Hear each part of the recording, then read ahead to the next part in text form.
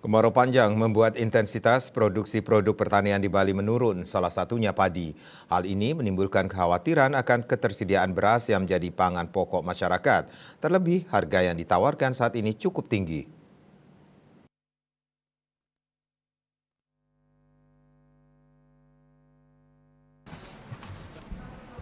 Manajer Supply Chain dan Pelayanan Publik Bulog Kantor Wilayah Bali, Sudi Mutim belum lama ini menjelaskan saat ini stok beras di gudang Bulog mencapai 4.150 ton.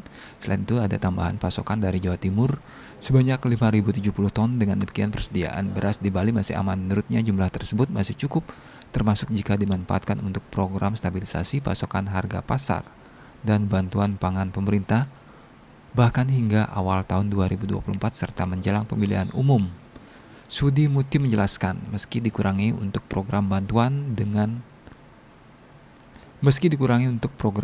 pangan pemerintah dan SPHP, stok beras Bulog masih ada sekitar 5.000 ton hingga akhir tahun.